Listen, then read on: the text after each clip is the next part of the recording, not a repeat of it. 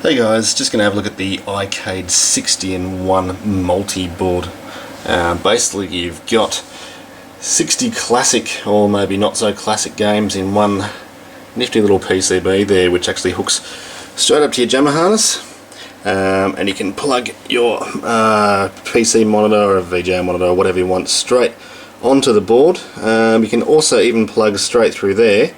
If you got an ADX power supply, you can actually just use that to plug straight into there with a 4-pin. It's a 4-pin thing that plugs into there, and away you go. And basically, whoop, there it goes. It's finally done its initializing. Basically, it hooks straight up to your jammer controls, your wiring harness. So, majority of these games only use sort of 3 buttons if you're lucky, but majority of them, well, Pac-Man just uses a joystick. Basically, I'll get my shifty credit button. I'll just get some credits in there. It won't do anything for me. But look, it's a pretty good starter for if you've just built a cab or sort of project cabs. A lot of people are building cocktail cabs, and they're using the 1 in 60 boards. They're pretty cheap. You can pick them up for around 60 to 80 bucks, give or take. And yeah, good fun. So you've got a heap of games in there: Gallagher, Miss Pac-Man, Frogger, Donkey Kong, all that sort of stuff. So you can attempt to do your Steve Wiebe, Hank Chen, Billy Mitchell impersonations, and away you go. Yeah, Galaxian, Dig Dug, Crush Roller, never heard of that one, pardon my ignorance. There's Space Invaders, of course, classic Pac-Man.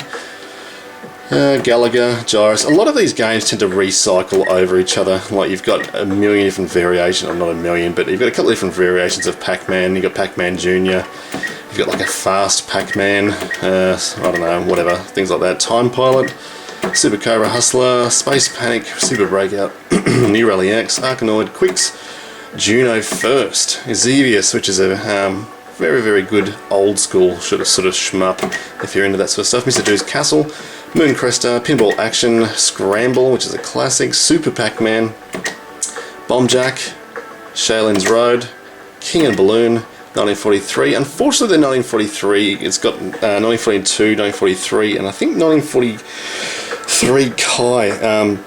They're only one player only, which is a bit of a shame. There we go, is one of the Pac-Man variations, Pac-Man Plus, and so on, so forth. Gunsmoke is a nice, fun one to play as well. As I was saying, 1943 Kai is one player only, and Congo Bongo. Miss Pac-Man. See, look, you got variations of Miss Pac-Man 2. I'm not too sure what the variations are. Pac-Man 2. We can have a bit of a look at Pac-Man 2 and see if it's actually any major difference. I've just been playing Pac-Man prior to this, and I don't know what sort of differences it's got so far. Maybe the patterns of the ghosts are different. Not too sure. But look, it plays quite well. A lot of people have sort of picked on apparently the audio and some of the effects aren't up to scratch. Look, from what I remember, look, I haven't played one of the old school original PCBs since I was a kid. So, get some ghosts.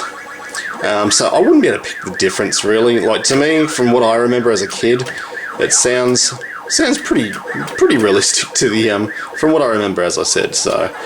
But that's a bit of Pac-Man, and as I said, it's a good, fun, entry-level sort of thing. If you don't want to go hardcore into your PCBs, sort of, like, as I said, I've got a Street Fighter PCB, World Warrior, and things like that, and I find I tend to play this more. I get the old Neo Geo cranking on occasion, because it's pretty easy to change carts in and out. But yeah, it's, I don't know, it's a lot of fun to play the old games. So, and that's me dead. So that's pretty disappointing. But as I said, look, you can pick these up for under $100. Very, very, very easy to install. Probably perfect for like a cocktail cabinet setup, because it's got the ability to flip the screen.